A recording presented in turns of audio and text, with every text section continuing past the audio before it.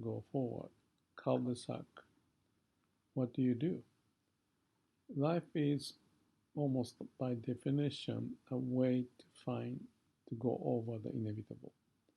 Death is coming, life is related to death, it goes together. So death may not be a maybe a too strong word, but it is good to train ourselves to relate to the situation we get into this binding cul-de-sac situation, so that we can be prepared always with calm and quiet mind to make the right choice. The choice may be doing nothing, but at least to don't waste time and energy of struggling too much. When you're struggling too much, energy is wasted and the life is very dim. We have gone through that, I'm sure. In my case, I felt like crying in tears one time in New Zealand when I had a trip for fishing. This is the wonderful place to go fly fishing for trout, but there was some incident happened and that came with me. So that's the holiday situation. And then I was desperate. I had the fishing rod, beautiful sun, and the trout's out there, but I was not in there. I was not doing, but I was there, but my mind wasn't there. My mind was creating this uh, sad situation, and I felt I had nowhere to go. Actually, yeah, that's one of the reasons I said something in my book called The Result from the Heart.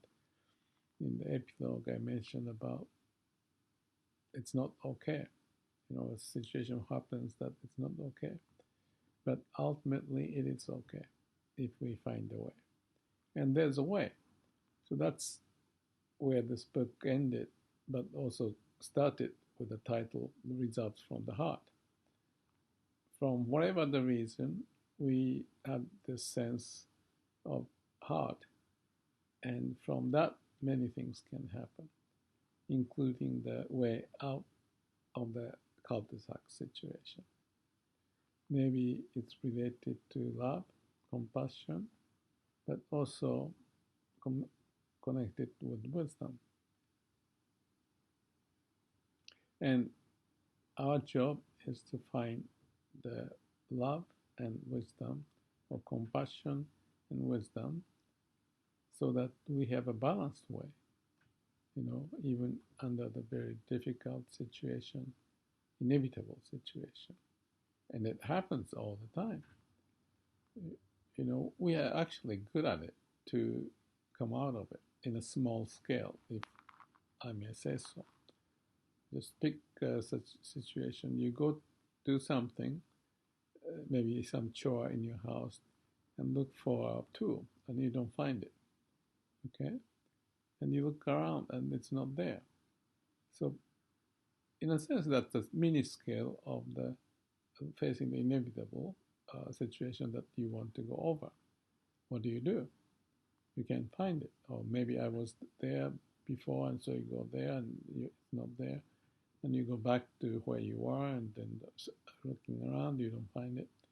You go back and forth, and then you can be desperate, especially when the tool is so critical related to your life or work or anything, and the time is getting closer to the deadline or something. Then that little situation becomes bigger and bigger, and you get into the cul-de-sac situation. Or it may not be that important, so therefore you just forget about it and move on to something else, and later you find the solution sitting somewhere next to it, or some other pocket of the bag that you left it. I had such an incident just a while ago. I was to go out fishing, and I had towel somewhere, and I put it into the black bag, and then on the way out, I put everything into the car I'm ready to go. But when I was to check at the end, there was no towel. So I went back and there was no towel because I put it into the black bag. And I came back, I don't see around. And I went back again. And then I came back because when I was back again, I remember that I put the towel into the black bag. So now I found the solution, but I went back and forth before I come back and realize what's there, and it was there.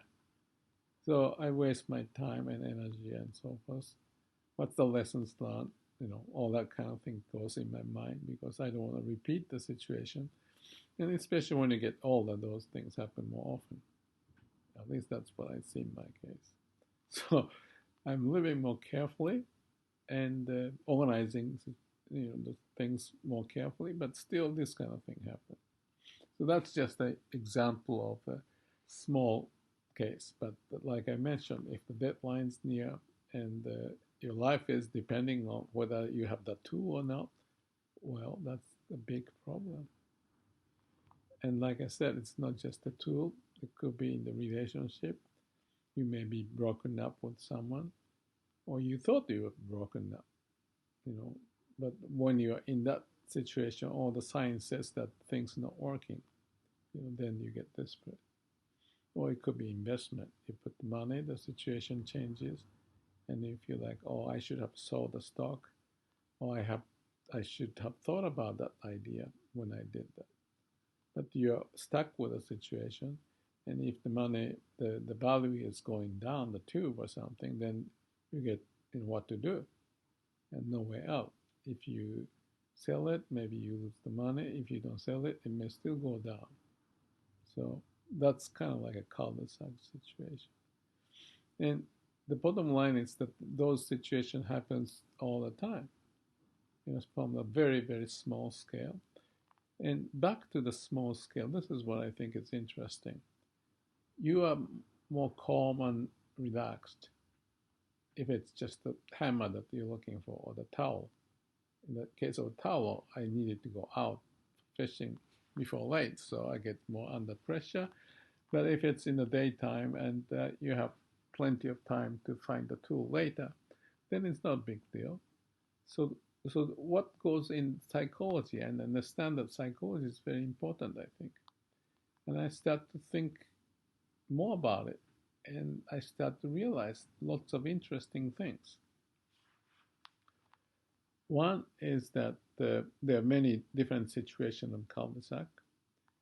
And then two is something like you can see the psychological part of how the response would pop up.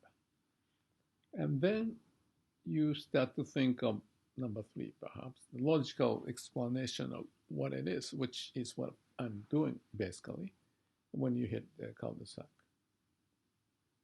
And the bottom line of that analysis is that when you are in facing an inevitable situation like a death or a lost tool and you don't have time and you get upset.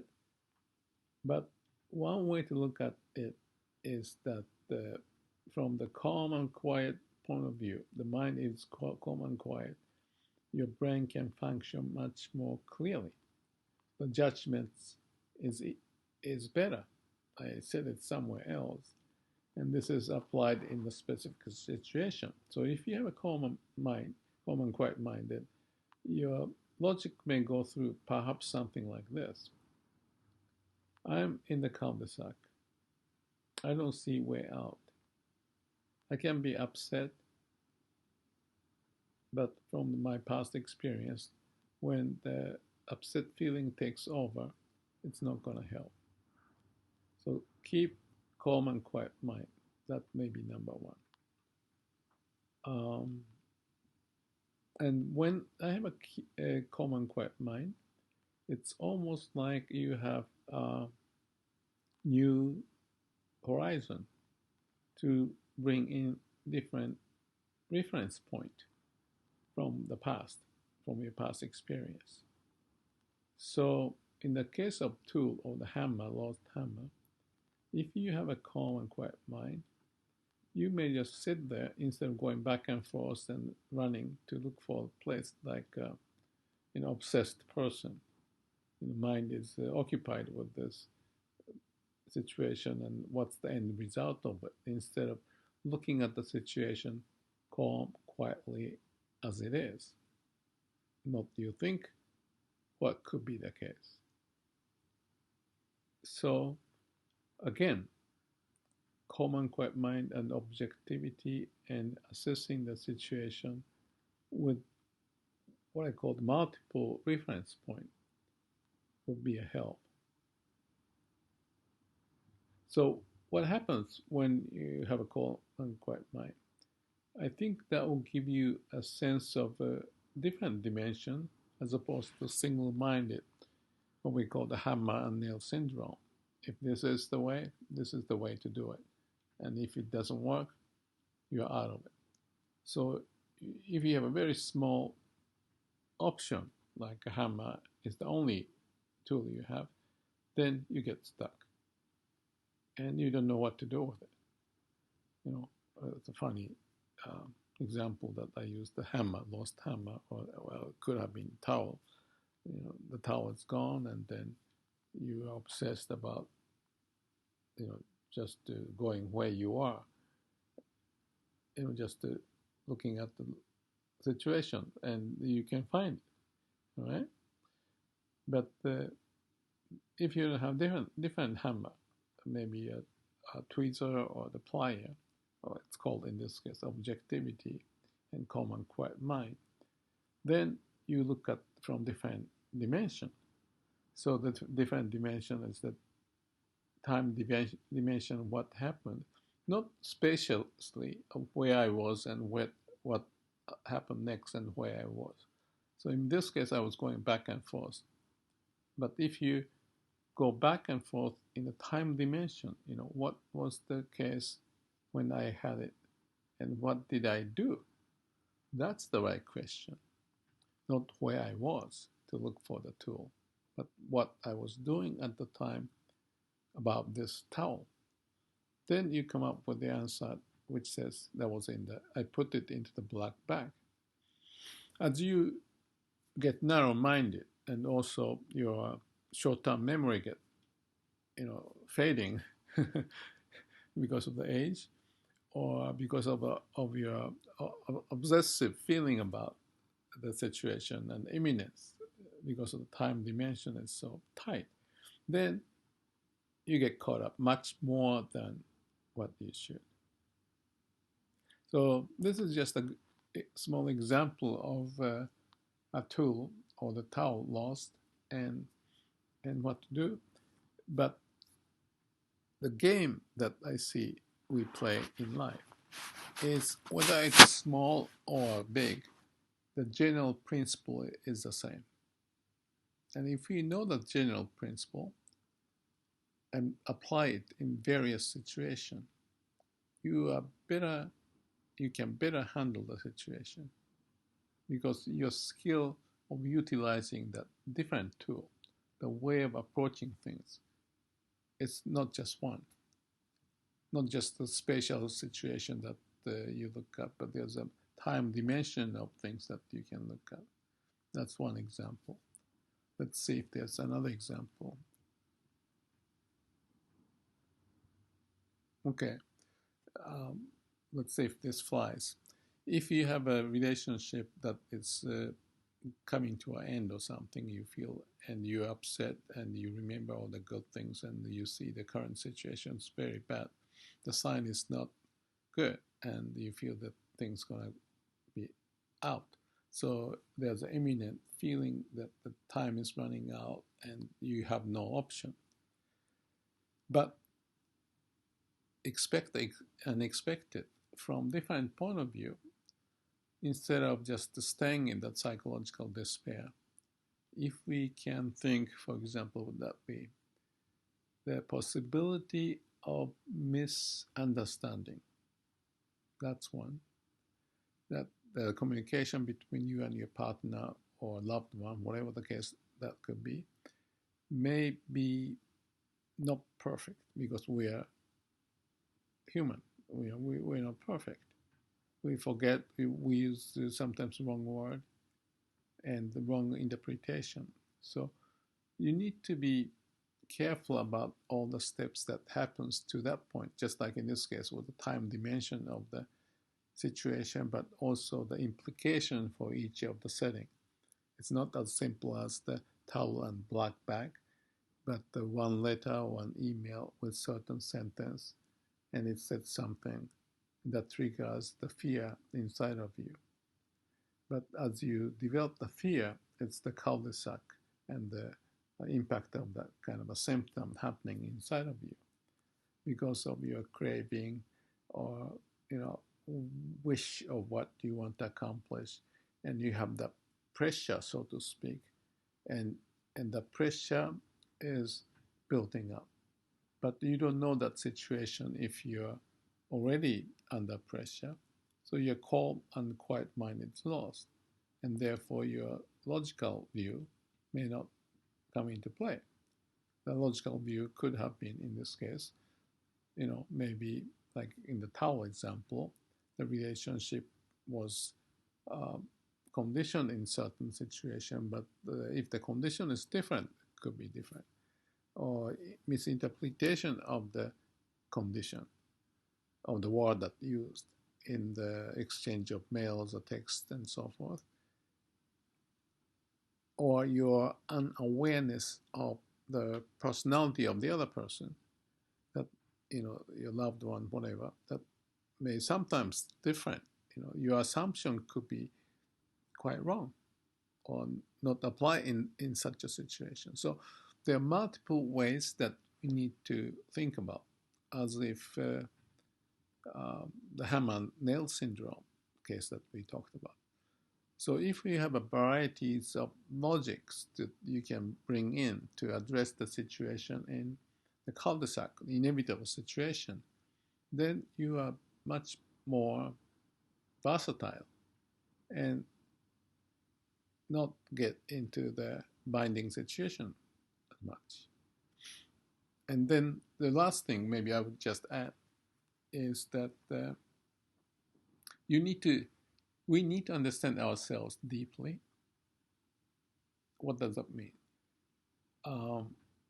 Psychological reaction and the potential solution that we can come up with. The relationship of that common quiet mind will be important, as we talked about. And with that stance, if you are disciplined to have it, moment to moment, not jumping onto the conclusion, but keep that calm and quiet mind. And if when you have that, and I can explain this logically, but you have to try to gain this in reality. But if you can have that calm and quiet mind, that you discipline to develop that as a good habit in living life, even to moment to moment to moment to moment, then what does that do? Number one, your brain is not flooded with some kind of a hormone or obsessive feeling, upset feeling, if you are calm and quiet. So there's a paradox. Because of the upset feeling, you don't have a calm and quiet mind. But before getting there, you know that trick, that when this happens, then you lose a calm and quiet mind. And number one, you cannot see things clearly because of this and that. But if you have a calm and quiet mind, instead of pulled into that chaotic psychological state, you resist in a way. Wait a minute, let's keep calm. And then what happens biologically and psychologically is very interesting, that you can almost be able to see deeper in your consciousness, into the subconsciousness and unconsciousness almost. So the wavelength in the brain changes from the upset, very jittery, wavelengths to the more calm, maybe alpha wave, kind of okay, let's have peace, calm in this situation. So you start to understand how to resist without pushing too much. So it becomes natural in your habit. When it happens, then you can access the subconscious, unconscious part of your brain, like in the deep learning. There are lots of data in artificial intelligence that you want access to that may bring out the solution. But if you are just occupied, you cannot do that. So you have to have the different wavelength to be able to access in your database, in your brain, and the deep into your muscle level even, as your whole existence. You want to access that with a calm and quiet mind. When you do that, you remember different things. One is the orientation, the vector was pushing yourself to the goal. The other one is almost going backward inside to access the other opportunities that may trigger the answer to that question. So that's the mastery of the skills that we need to have to navigate their life. I think when we talk about the mastery of sports or the art or business or investment or relationship, it applies anywhere. Whoever is a master has access to that huge database, deep learning inside of you, with a calm and quiet mind. That's why they are the master. They're not upset. They come with a solution. See, that's what we want to get to that state. And to learn the discipline, learn the habit, a good habit of not getting upset, in turn go inside and access what could be available. You may say, I put the stuff into the black bag. So that information was inside of you before. But because of the upset feeling and running around, you cannot access that. So this thinking, the view and approach applies to many, many examples if we want to be the master of our destiny.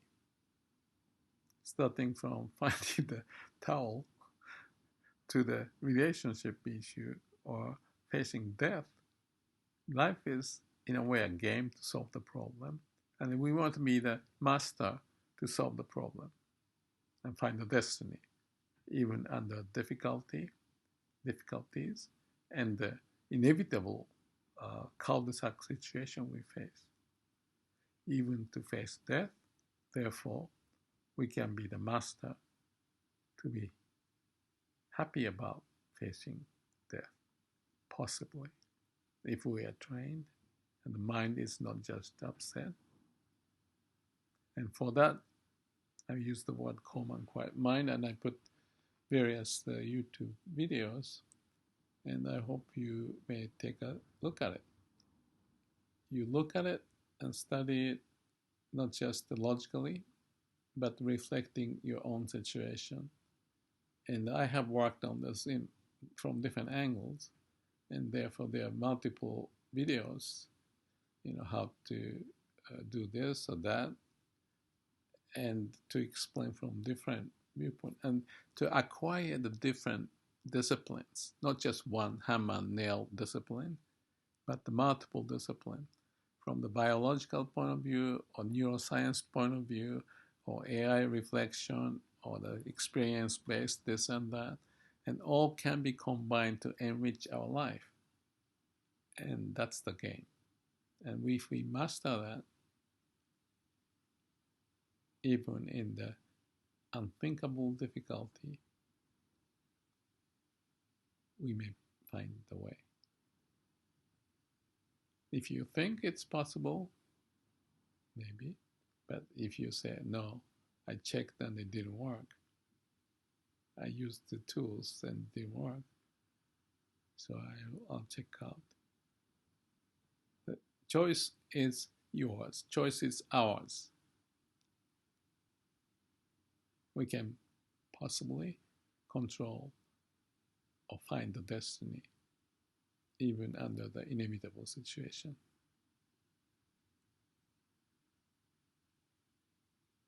With open mind,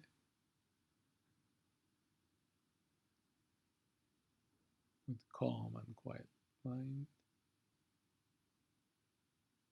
And because that's what we've been going through, all the ancestors, from the beginning of the life,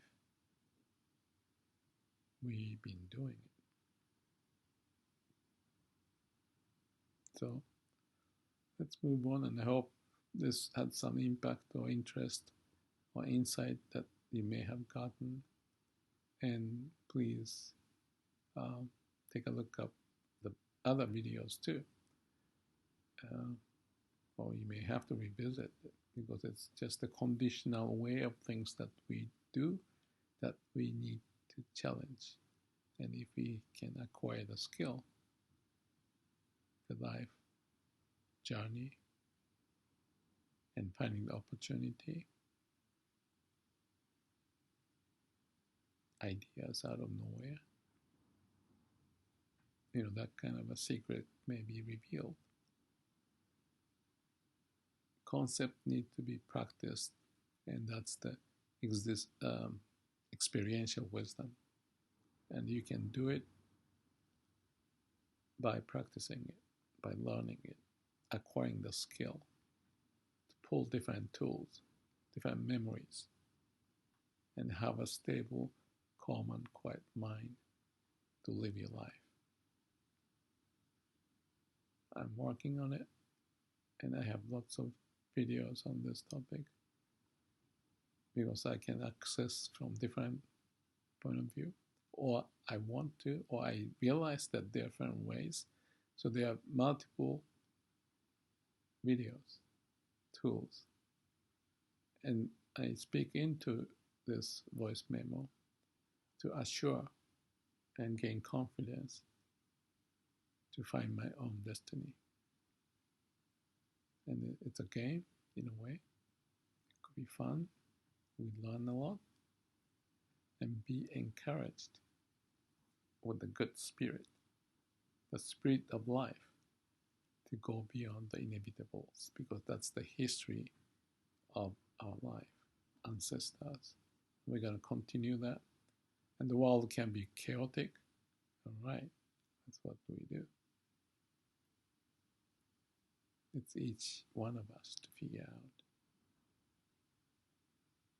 We don't have to worry about the big problem. Let's study like the case of the towel or any other small thing and acquire the skill. And over time, we'll find a way. As a human, we need to do the same thing to access those potentials. And that's another story about the mini company and the organizations, how to work together and develop the way to transform themselves. But that's another video. But enough is enough for today. Thank you. Good journey. My best wishes.